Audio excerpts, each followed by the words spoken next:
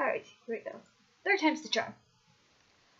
Alright, first question. What terms were the most important concepts for this week's lesson?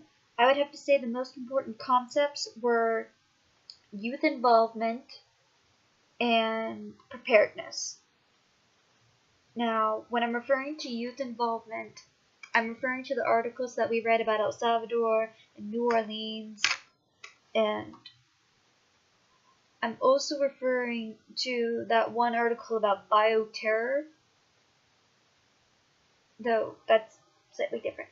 Reason I'm including those main three is because they talk about how people can make changes occur when disaster is occurring.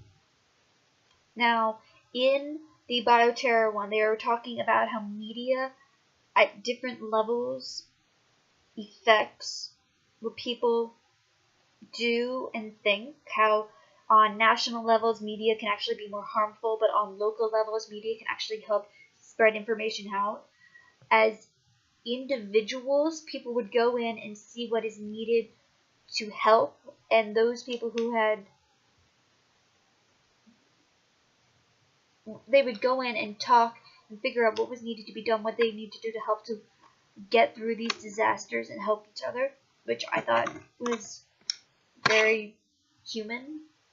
I guess as masses, we cause trouble when we lack information, but as individuals, we can make intelligent decisions to rectify or better the situation. When reading the articles about New Orleans and El Salvador, those articles talked about the youth, and they would get involved, and when they would make the change happen. In the El Salvador one, there was an earthquake. I don't have the article open, so I don't recall. Off the top of my head, I'm going to say earthquake. But that earthquake, it caused a lot of psychological damage, physical damage, and as they were trying to come together and heal from that, one of the decisions in a study was to involve the youth. And what they started doing was asking these children and young adults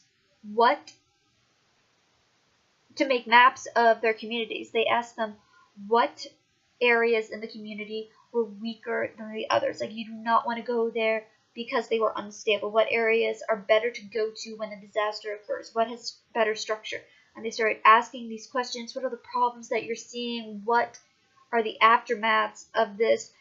And this started to get them more involved in not only preparing themselves, but learning from this experience. I forget where, but in the El Salvador article, they talked about this one community where they noticed the riverbank was starting to ebb away and erode, and the youth started a huge movement. They started pressuring their parents and their local government and representatives to do something about that this was a hazard, that houses could eventually slip away into the river and all these dangers, and they made a change. The other study about New Orleans, it was about the Vietnamese community. They were much more, I wouldn't say prepared, but they were much better off than the rest of the community after Katrina hit. And it was because they communicated. They were proud, the youth were proud of their community. They were proud of what they did.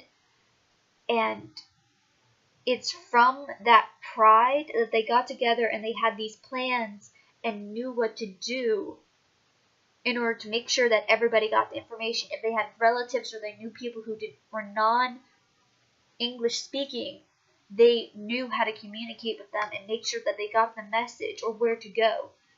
And because of that, they were much more prepared than everybody else.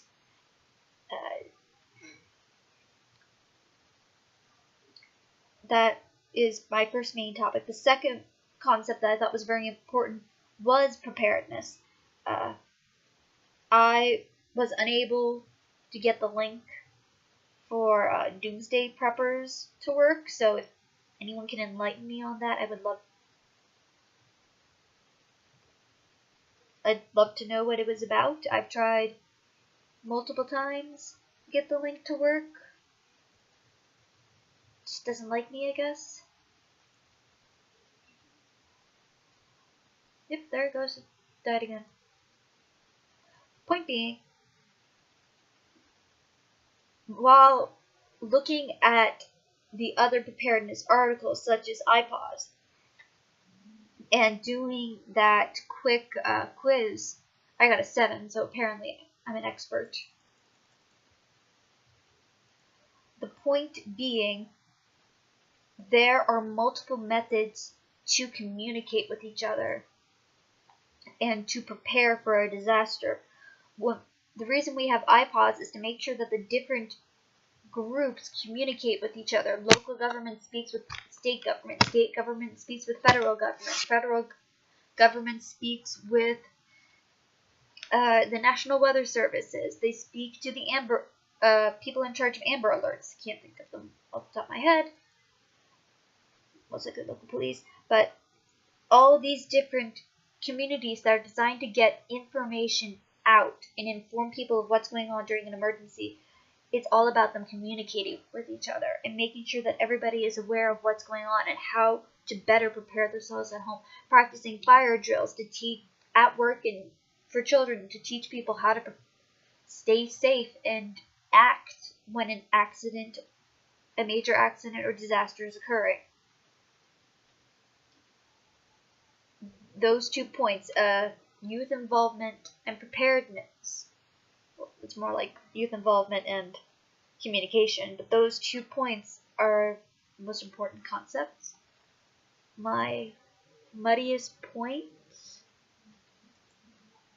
I would have to say the video that I can't open, but another muddy point I had would be the article about the bioterror.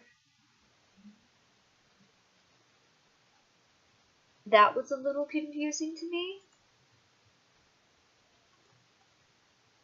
because reading through it, it made sense. They're talking about how communication on a larger scale can sometimes have problems. Smaller scales, it does better. What individuals do, how we act. But at the same time, how larger groups can actually cause problems because they're just telling you what happens. I'm not sure how that... I know how that can sometimes be harmful, but it was just a little confusing how they spoke about it. I'll just reread the article, probably click. Finally, what question? Oh, in-person question. Oh, I know. This is actually about that quiz thing we had to do. One of the questions, I got it wrong. It was, what is the biggest problem people face in most disasters? And I said it was panic, because lack of information would lead to panicking. And that question was wrong. Obviously, the answer was lack of fresh water. But during an emergency, what do you think would be your personal biggest problem when a disaster occurs? What do you think that's something personal that you need to improve on so that you as an individual will be more prepared? So that's my question. What as an individual do you have to do to be more prepared for a disaster?